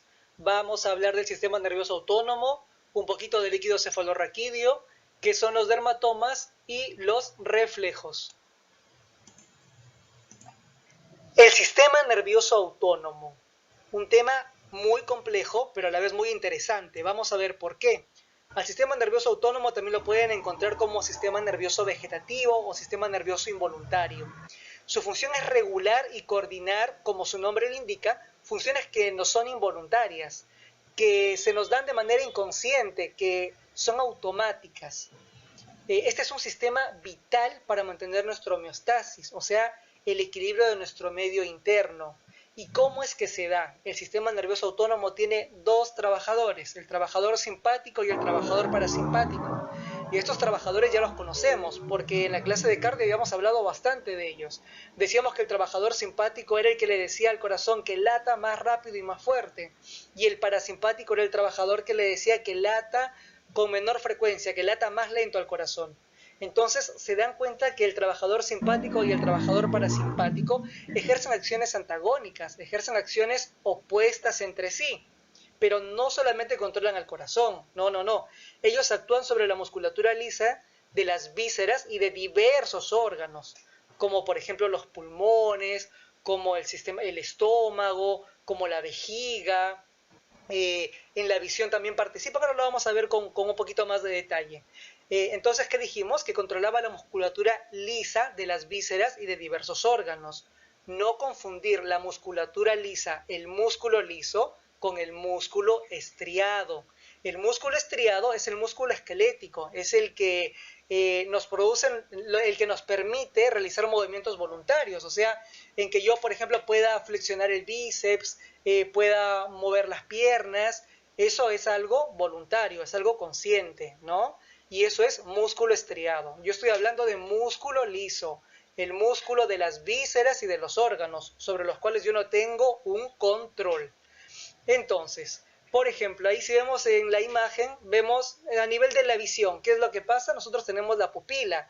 La pupila permite una mayor o menor entrada de luz o de estímulos a nuestro sistema de la vista, ¿no? Entonces, ¿qué es lo que pasaría con una estimulación simpática? Con una estimulación simpática se produce la midriasis, se produce la dilatación pupilar y permite el ingreso de mayor estímulo y de mayor luz a través de nuestros ojos. Lo contrario sucedería, por ejemplo, con el parasimpático, que el parasimpático nos produce la miosis, o sea, la contracción de esa pupila, permitiendo así el menor ingreso de estímulos o luz hacia nuestros ojos. Bien, ¿qué más? A nivel, por ejemplo, de nuestro corazón, ya sabemos, ¿no? El simpático aumentaba la frecuencia cardíaca y la fuerza de contracción, y el parasimpático disminuía la frecuencia cardíaca. A nivel de los vasos sanguíneos, bueno, en general en los vasos sanguíneos tenemos la mayoría de estímulos van a ser simpáticos, ¿no? Porque los nervios simpáticos van a la mayoría de vasos sanguíneos. Así que, ¿qué es lo que van a hacer? Van a producir una vasoconstricción y redistribución del flujo sanguíneo, la mayoría de veces, ¿sí? Por otro lado, en el caso de los pulmones, en los pulmones el simpático, ¿qué es lo que hace? Broncodilata, ¿no? Aumenta el calibre de los bronquios para que pueda ingresar más cantidad de aire a mis pulmones. El parasimpático haría lo contrario. A nivel del tubo digestivo, el estímulo es más parasimpático. El parasimpático es el que tiene mayor efecto sobre la digestión. Bien, ahora ustedes me dirán, pero ¿cómo? Si, por ejemplo, la alimentación es un acto voluntario, no es involuntario. Ustedes tienen toda la razón. El hecho de ingerir alimentos es un acto voluntario, pero yo no puedo controlar, por ejemplo, la cantidad de jugos gástricos que voy a secretar. Eso es un acto inconsciente y eso está regulado por el sistema parasimpático. A nivel de los genitales, por ejemplo, uno también puede decir, bueno, por ejemplo, para el acto sexual es algo voluntario. Bueno, hay algunas alteraciones allí. ¿Por qué?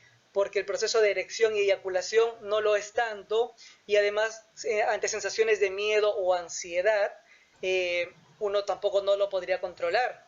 Entonces hay varios estados que se pueden ver alterados de manera inconsciente. Bien, por ejemplo, el caso de la producción de lágrimas, sudor, eso tampoco no es algo que lo podamos controlar. El tema de la orina, por ejemplo.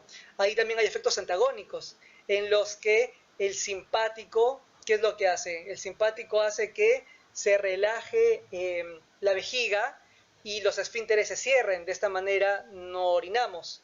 Y el parasimpático hace todo lo contrario, hace que la musculatura lisa de la vejiga se contraiga y se relajen los esfínteres para que uno pueda orinar, ¿no? Para que uno pueda miccionar. Entonces se dan cuenta cómo es que actúa el simpático y el parasimpático. En general tienen funciones opuestas. Sí, quiero que se queden con ese concepto.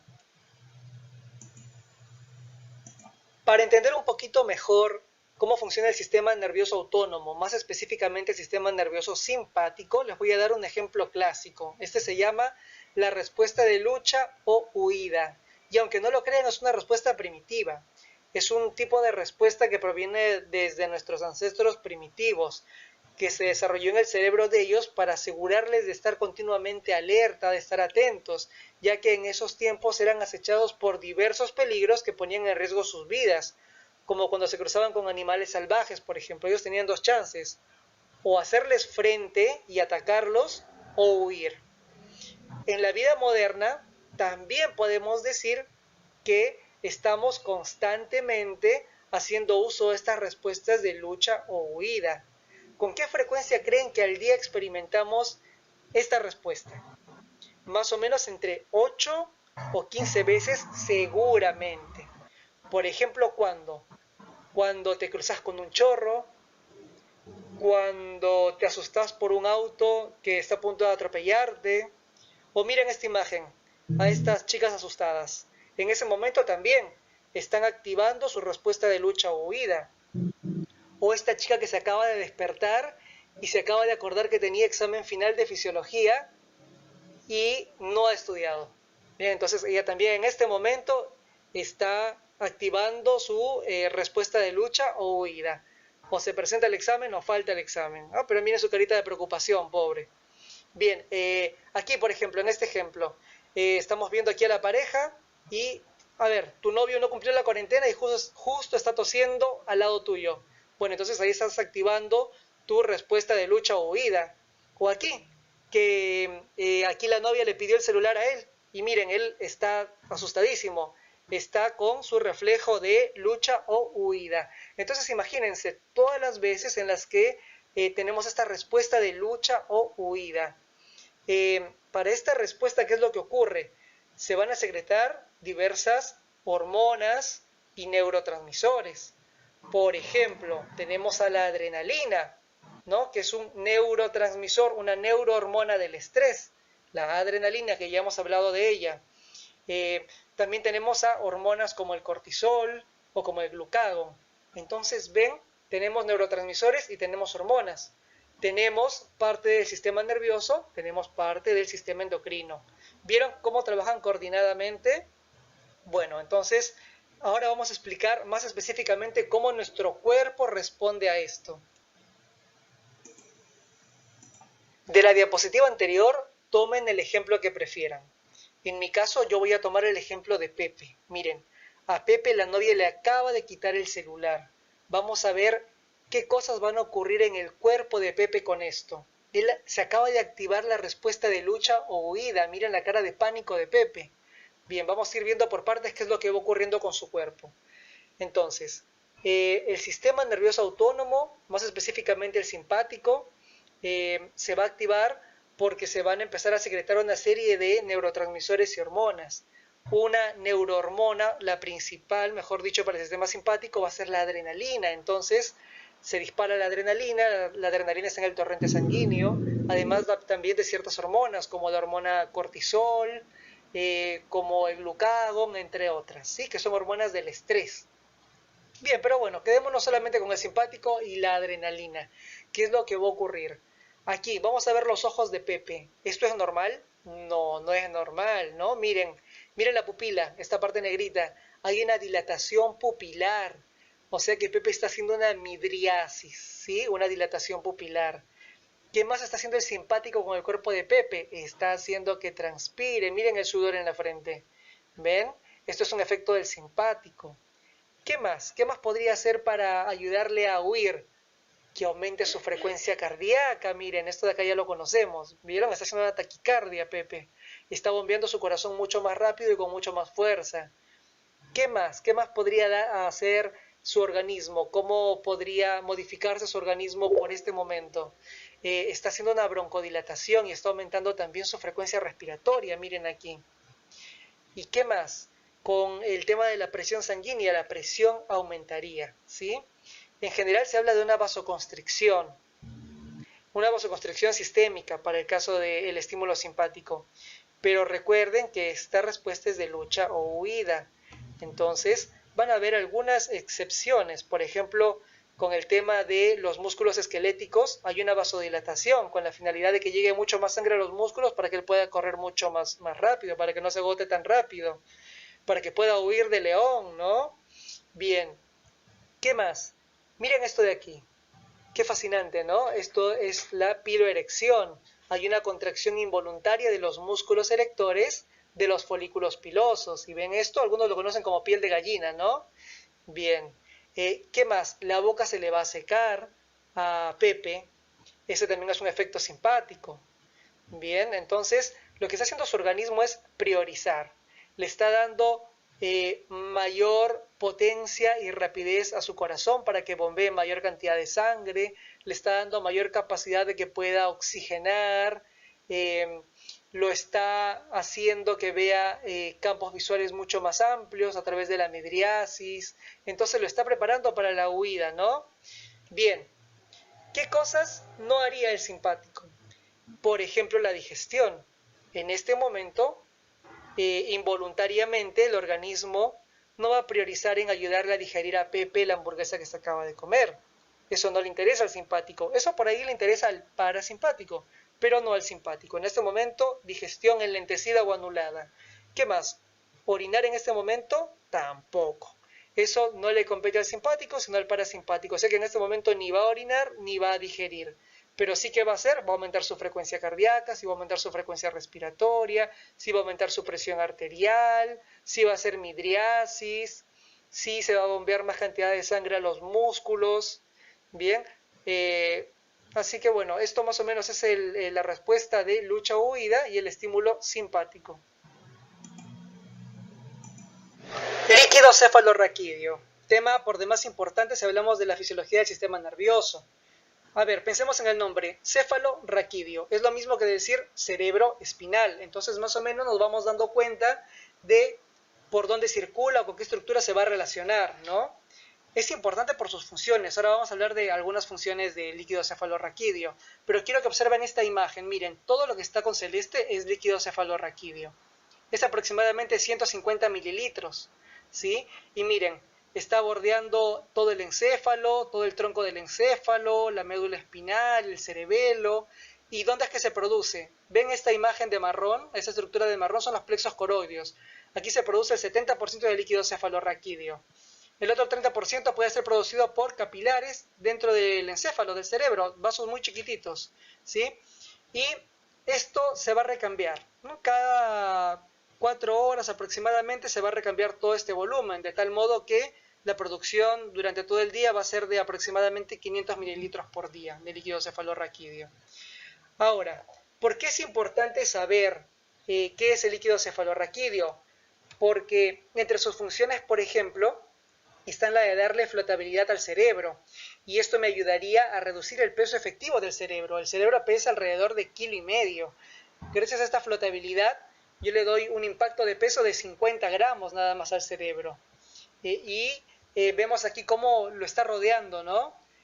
El líquido cefalorraquídeo está circulando por unas capitas, por un espacio. Este espacio es el espacio subaracnoideo. Miren, entre el cerebro y la bóveda ósea hay una telita. Esta telita son las meninges, ¿sí? Esta tela tiene 3 capas. La pía madre, que es la más pegada al cerebro, la aracnoides, y la dura madre, que es la más pegada al tejido óseo, la bóveda craneal. Bueno, entre la pía madre y la aracnoides, las 2 primeras capitas, es por donde vemos que está circulando este líquido cefalorraquídeo de color celeste, ¿sí? Bien. Ahora, la primera función era darle flotabilidad al cerebro. La segunda función es la de reducir el impacto de golpes del cerebro contra la bóveda ósea. Ante movimientos bruscos, si yo no tuviera este líquido cefalorraquídeo, mi encéfalo, mi cerebro golpearía fuertemente contra la bóveda ósea y esto generaría un daño en el tejido, ¿no? Pero esto no se da gracias a que hay esta interposición del líquido cefalorraquídeo. Bien, ¿qué más? El transporte de desechos, ¿no? Se pueden generar desechos producto del metabolismo. Entonces, esos desechos, por una conexión con la vía linfática, van a ser eliminados a través del sistema linfático, ¿sí? ¿Para qué más me podría servir? Para el transporte de nutrientes también al sistema nervioso, o transporte de hormonas, de neurotransmisores. Entonces, es muy importante por sus funciones. Bien, ¿qué más? A ver, de esta imagen podemos salvar de que, bueno, circula a través del espacio subaracnoideo, está aquí rodeando al encéfalo o cerebro. Aquí están los ventrículos laterales, un poco más abajo el tercer ventrículo, luego el cuarto ventrículo, luego el canal medular. Miren cómo está rodeando al canal medular. Entonces esto es más que todo para que se den una idea, ¿no?, de cómo es que brinda protección a todo el sistema nervioso. Ahora, muchos seguramente habrán escuchado hablar de punciones lumbares. Quizás a algún vecino, algún familiar le hicieron una punción lumbar. ¿Y esto qué es? Es extraer una muestra de líquido cefalorraquídeo. Eso es la punción lumbar. ¿Y por qué lumbar? Porque la aguja que yo utilice para extraer esta muestra va a estar aquí, miren, cerca del canal medular, ¿no? Un poquito más abajo en realidad, porque no quiero contactar con la médula, porque no quiero dañar ninguna estructura del sistema nervioso. Va a estar por aquí abajito. Este nivel es más o menos entre la vértebra lumbar número 3 y la vértebra lumbar número 4, o la vértebra lumbar número 4 y la vértebra lumbar número 5, entre estos espacios, entre L3, L4 o L4, L5, donde ya no hay esta médula espinal. Por aquí va a ingresar la aguja y va a extraer la muestra de líquido cefalorraquídeo. ¿Y para qué? Se utiliza sobre todo para fines diagnósticos, también terapéuticos, pero más para fines diagnósticos. En el caso, por ejemplo, de que haya una sospecha de meningitis, de una infección de esta tela de la que les había hablado, ¿no? Bueno, entonces, para hacer un diagnóstico, podríamos extraer una muestra y vamos a encontrar ciertas características en el líquido cefalorraquídeo, que quizás encontremos una bacteria, quizás encontremos un virus, quizás encontremos algún metabolito producto de esa infección.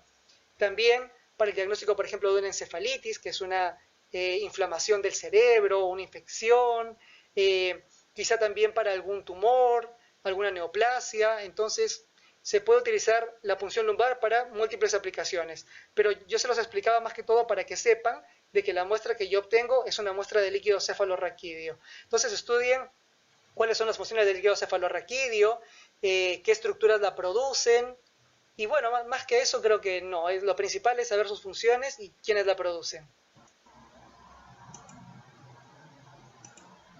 Qué imagen tan pintoresca, ¿no? Esta del dermatoma, miren, nos va a ayudar mucho esta imagen, van a ver. Ustedes tienen descrito en el apunte al dermatoma como un área de piel inervada por una raíz dorsal. Ahora se los voy a traducir. Vamos a tomar cualquier punto de este hombrecillo, el del ombligo, por ejemplo. Bien, entonces vamos a decir que esta área de piel de la zona del ombligo está conectada, o de ella salen unos axones, ¿sí? Unos axones que van a formar un nervio y que hacia dónde van a ir. Aquí dice T10, ¿no? Aquí al lado del ombligo. Bien, perfecto. Van a ir aquí, a T10, a la médula espinal, a T10. Bien. ¿Y por dónde creen que va a ingresar esta información? Esta es una información que está saliendo de la piel y que está yendo hasta el sistema nervioso. Entonces es una aferencia. Y las aferencias, o la información sensitiva, ¿por dónde ingresaba? ¿Por la raíz anterior o por la raíz posterior? por la raíz posterior. Bien, entonces repetimos el concepto. Es un área de piel inervada por una raíz dorsal, porque es información sensitiva. Bien, entonces ese sería el ejemplo del dermatoma T10. Esta área de piel sería el dermatoma. ¿Y por qué es un dermatoma? Porque está conectado ¿a qué? A un nervio, ¿no? Al nervio de T10. ¿Y por dónde ingresa la información? Por la raíz dorsal. Bien. ¿Y cuál sería la aplicación práctica de esto? ¿Para qué yo necesitaría saber, por ejemplo, qué es un dermatoma? A ver, supongamos, a mí me llega al consultorio un paciente que me dice, doctor, siento mucho dolor en la espalda baja, muy cerca de los glúteos, ¿no? Y él me indica con su dedo, más o menos aquí, miren, aquí en L5 dice aquí, ¿no? Bien, más o menos por aquí. Además me dice, y ese dolor empieza allí y se irradia hacia la cara lateral de la pierna, y se va hacia el dorso, hacia la cara dorsal del pie y también hacia la cara plantar del pie. Siento un hormigueo en esa zona, el dolor es más en la espalda baja, pero por ahí siento un hormigueo o también un dolor en esa zona que le dije, en la cara externa de la pierna, en el dorso del pie y en la planta del pie. Entonces, por la descripción que él me da, yo estoy pensando en que hay una alteración en este dermatoma, en el L5, o sea que el dolor puede ser causado por una irritación del nervio que viene que está relacionado con L5. Entonces, yo por allí quizás le mande a hacer una resonancia de la columna vertebral y miren lo que encuentro. Justo a nivel del nervio de L5, observo que hay una protrusión, hay una hernia del disco que está comprimiendo el nervio. Y esa compresión, esa hernia de disco a nivel de L5, es lo que le está produciendo la lumbalgia. ¿Ven? Entonces, yo simplemente, con lo que el paciente me refirió, planteé mi sospecha. La estudié y descubrí que justamente el problema era una irritación del nervio a causa de una hernia discal a nivel de ¿qué? De L5. ¿Y por qué? Porque el paciente me expresaba dolor en el dermatoma L5. Entonces, ¿vieron? ¿Vieron cuál es la importancia del dermatoma? O sea, con cositas sencillas yo puedo llegar a un diagnóstico, ¿no? Bien, pero entonces, lo único que me interesa que sepan del dermatoma es que es el área de piel inervada por una raíz dorsal o por un nervio, ¿sí? Durante el día todos podemos experimentar una serie de reflejos. ¿Y qué son reflejos? Son respuestas automáticas e involuntarias. Son respuestas estereotipadas, totalmente inconscientes, que integran lo sensorio con lo motriz. Por ejemplo, a ver, ¿qué sería un reflejo? Cuando te quemas, automáticamente, ¿qué es lo que haces? Retiras sin pensar siquiera la mano, ¿no? Esto es algo estereotipado e inconsciente. Lo mismo pasa cuando uno se golpea. También cuando uno parpadea, porque algún cuerpo extraño está a punto de entrarte en el ojo, entonces vos parpadeas como un mecanismo de defensa, pero no lo piensas. También, por ejemplo, cuando toses o estornudas, esos también son reflejos, ¿sí? Son actos reflejos de protección de la vía respiratoria hacia elementos irritantes. También, por ejemplo, tenemos un acto reflejo cuando el médico con un martillo te golpea el tendón rotuliano. Eso es un tipo de reflejo tendinoso profundo, ¿sí? Hay de por medio un estímulo. ¿Y qué es lo que vos haces cuando te golpeamos el tendón rotuliano? La rodilla se eleva, ¿no? Flexionas el cuádriceps. Entonces, eso, vamos a ver esas vías, cómo es que ocurren los reflejos. Vamos a empezar con el último ejemplo que les di, el del reflejo miotático o de estiramiento, el del famoso martillito. Tengo aquí una persona sentada, voy a tomar el martillo y voy a golpear en un punto específico, en el tendón rotuliano. Y voy a observar qué respuesta tiene. A ver, vamos a ver. Estoy golpeando con el martillo y estoy generando un estímulo mecánico. ¿Sobre quién? Sobre un receptor. En este caso el receptor es el uso neuromuscular. ¿Qué es lo que va a suceder? Este receptor va a convertir este estímulo mecánico en un estímulo eléctrico. Ese estímulo eléctrico va a viajar a través de una neurona aferente, ¿no? Esta neurona aferente tiene un nombre propio, puede ser llamado como una fibra 1A o como una fibra tipo 2.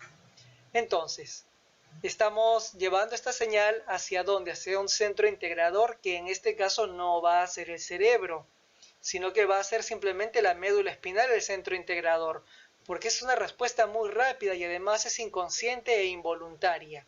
Entonces, esta neurona aferente del tipo 1A o 2, ¿con quién se va a conectar? ¿Con quién va a hacer sinapsis? Con una neurona efectora, con una neurona motora. Entonces, al hacer una sola sinapsis, a este reflejo también se le puede decir que es un reflejo monosináptico, porque hace una sola sinapsis con una sola neurona. Entonces, ahora la señal la va a llevar la neurona motora. ¿Hacia dónde? Hacia el músculo cuádriceps. Miren, este que está aquí. Y el músculo cuádriceps, ¿qué es lo que va a hacer? Va a contraerse y va a hacer el estiramiento de este miembro inferior. Y esa es la famosa patadita, ¿no? Que se da cuando uno golpea en esta zona. Entonces, así se da el reflejo miotático. Ese estímulo con el martillo y automáticamente la respuesta de estiramiento, la patadita. Ahora, no solamente puedo tomarlo aquí, en este tendón rotuliano, también lo puedo hacer en el tendón del bíceps, en el tendón del tríceps, en el tendón de Aquiles, en distintas partes del cuerpo. Entonces quiero que se queden con que el reflejo miotático es un reflejo de estiramiento y es un reflejo monosináptico. ¿Recuerdan a nuestro amigo Pepe, el que nos ayudó a entender cómo funcionaba el sistema nervioso simpático y su respuesta de lucha o huida? Él decidió huir y empezó a correr, perdió la hojota y para mala suerte suya pisó un clavo. Al pisar este clavo se activó un reflejo, el reflejo de flexión, huida o nociceptivo. ¿Que cómo es que se da este reflejo? Él al pisar el clavo estimula a un receptor, que es un nociceptor, es del dolor. Entonces este nociceptor transforma ese estímulo doloroso en un estímulo eléctrico, el cual viaja por esta aferencia, por esta neurona aferente, que puede ser del tipo 2, tipo 3 o tipo 4. Esta aferencia entonces viaja hacia la médula espinal, que va a ser su centro integrador, ya que dijimos que los reflejos no viajaban al cerebro. Pero en este caso, esta neurona aferente no va a contactar directamente con las neuronas eferentes o las neuronas motoras, ¿sí? Como era en el caso del reflejo miotático, que era un reflejo monosináptico, o sea que tenía una sola sinapsis. En este caso hay múltiples sinapsis, o sea que es un reflejo multisináptico. ¿Y qué es lo que va a hacer? Como nuestro amigo Pepe pisó el clavo, esta pierna se va a flexionar. ¿Y cómo es que se flexiona esta pierna? Miren aquí en esta imagen. Ven que estas interneuronas estimulan e inhiben diversos músculos, ¿no? En este caso, de este miembro afectado, lo que va a hacer es estimular la flexión. Está estimulando al músculo flexor y está a su vez inhibiendo al músculo extensor para este miembro que está siendo lastimado. Mientras que para el otro miembro, para el lado contralateral, ocurre lo opuesto. Está estimulando al músculo extensor y está inhibiendo al músculo flexor. ¿Para qué? Para que este miembro se extienda y no caiga nuestro amigo Pepe al suelo. Entonces, miren nuevamente, al miembro inferior que pisó el clavo, hizo que lo flexione, que lo retire, que huya del clavo, mientras que al miembro del lado contrario hizo que se extienda para que pueda sostener con todo su peso el peso del cuerpo de nuestro amigo Pepe y así no se caiga. Entonces, así es como funciona el reflejo de flexión, huida o nociceptivo, el cual es multisináptico. Llegamos a la última diapositiva. Aquí tienen un cuadrito para que le den una ojeada. También quiero que estudien reflejo fotomotor, un poquito de visión y también de lenguaje, pero muy rápidamente, ¿sí? Una lectura rápida. Con respecto al reflejo fotomotor, más o menos les voy explicando, ¿sí? Lo que uno hace es estimula a través de luz, o sea, a través de una linterna, uno de los dos ojos, ¿sí? Entonces, ¿qué es lo que va a pasar? El ojo estimulado lo que va a hacer es va a ser una miosis, o sea, una contracción de la pupila. El diámetro de la pupila se va a hacer más angostito para que entre menos luz. Ese es el reflejo fotomotor o reflejo pupilar, que lo que produce la luz entonces es la miosis ipsilateral. Ipsi es del mismo lado del estímulo. ¿Y qué va a pasar con el otro ojo? Con el ojo contralateral. Ese no ha recibido el estímulo luminoso, pero también va a hacer una miosis, también va a haber una constricción pupilar, y a eso se le llama reflejo consensual. Bueno, solamente para que lo tengan en cuenta, espero no haberlos cansado mucho con esta clase y espero haber sido de ayuda. Como siempre, un gran abrazo y que tengan buena semana.